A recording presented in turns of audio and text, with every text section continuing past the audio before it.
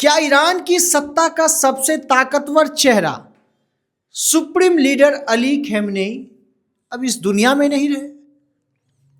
क्या Benjamin Netanyahu का वार Tehran के दिल तक पहुंच गया? मध्य पूर्व की रेत आज सिर्फ रेत नहीं है, वो बारूद से भरी जमीन बन चुकी है। 28 फरवरी 2026 की रात जब आसमान में आग की लकीरें खींची तो सिर्फ मिसाइलें नहीं चली, दुनिया की सियासत हिल गई। ईरान बनाम इजराइल और पीछे खड़ा है अमेरिका। सवाल सिर्फ इतना नहीं है कि हमला किसने किया, सवाल यह है क्या दुनिया एक और बड़े युद्ध की दहलीज पर खड़ी है। पूरा मामला हम आपको विस्तार से बताएंगे ईरान और इजराइल की चल रही जंग की पूरी कहानी। पहले दर्शकों को मेरा परिचय दे दूं। नमस्कार, मेरा नाम अंकित भारद्वाज है और आप द पब्लिक पॉइंट्स देख रहे हैं। ईरान और इजराइल के बीच दुश्मनी नहीं है, मतलब कोई नया लड़ाई नहीं चल रहा है, बहुत पुराना दुश्मनी है।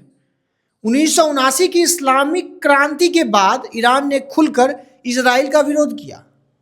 अब इजराइल का भी आरोप रहा कि ईरान परमाणु हथियार बनाना चाहता है और ईरान हमेशा से जवाब देता रहा, हमारा कार्यक्रम सिर्फ ऊर्जा और रिसर्च के लिए है। लेकिन इस तनाव में अमेरिका भी शामिल रहा, कभी प्रतिबंधों के जरिए तो कभी कूटनीतिक वार्ता के जरिए। लेकिन 2026 में हालात बदल गए। 28 फरवरी 2026 की रात संयुक्त राज्य अमेरिका और इजराइल ने ईरान पर बड़ा संयुक्त हमला कर दिया। ऑपरेशन के नाम बताए गए। अमेरिका के द्वारा जो किया गया ऑपरेशन, उसका नाम था ऑपरेशन एपिक फरी, और इजराइल ने जो ऑपरेशन किया उसका नाम था ऑपरेशन लायंस रोर। निशाने पर क्या था? तेहरान के कमांडर सेंटर,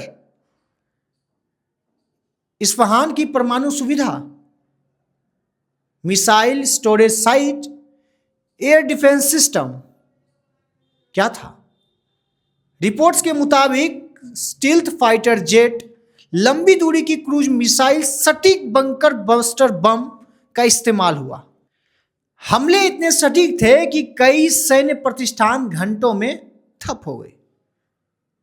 शुरुआती रिपोर्टों में दावा किया गया कि ईरान के शीर्ष सैन्य अधिकारियों को निशाना बनाया गया।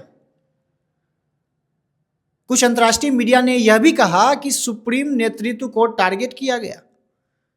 हालांकि आधिकारिक पुष्टि में समय लगा, लेकिन इतना साफ था कि यह सिर्फ चेतावनी नहीं थी, यह युद्ध का खुला ऐलान था। अब 1 मार्च 2026 की सुबह ईरान ने जवाब दिया, बैलिस्टिक मिसाइलें दागी, इजराइल की ओर दाग दी, ड्रोन हमले किए खाड़ी में अमेरिकी ठिकानों की ओर। यूएई, बहरीन, कतर में अलर्ट जारी हो गया। सायरन बजे, एयर डिफेंस सक्रिय हो गया। कई मिसाइलें इंटरसेप्ट की गई, लेकिन कुछ ने नुकसान भी पहुंचाया। इजराइल में नागरिक बंकरों में छिपे हुए हैं। तेहरान में भी विस्फोट जारी है।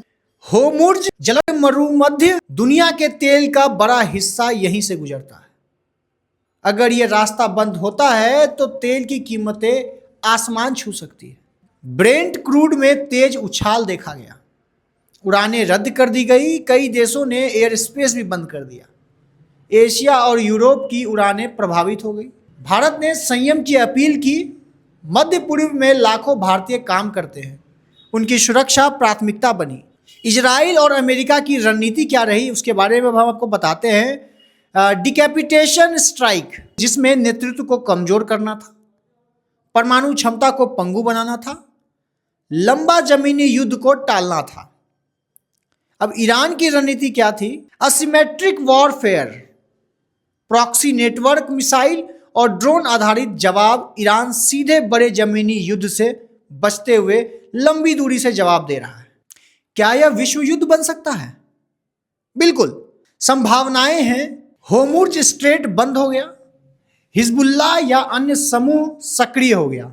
रूस और चीन की अप्रत्यक्ष भूमिका उसमें देखने को मिल रही है। अमेरिका की ओर सैन्य तैनाती कर दी गई है, लेकिन साथ ही यूरोप वार्ता चाहता है। संयुक्त राष्ट्र सक्रिय हुआ है। बैक चैनल कूटनीति जारी है। युद्ध का भविष्य अभी अनिश्चित है।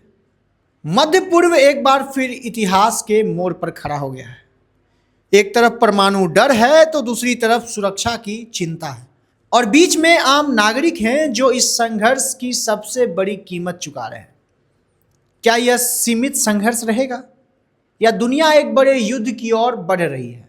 हम इस कहानी पर नज़र बनाए रखे हैं। कुछ नया अपडेट आएगा और आपको और भी डिटेल वीडियो चाहिए होगा तो कमेंट बॉक्स में जरूर बताइएगा। हम प्रयास करेंगे अगले वीडियो में आकर के आपको इसके बारे में और एक्सप्लेन करें। फिलहाल चाहूँगा इजाज़त। जय हिंद।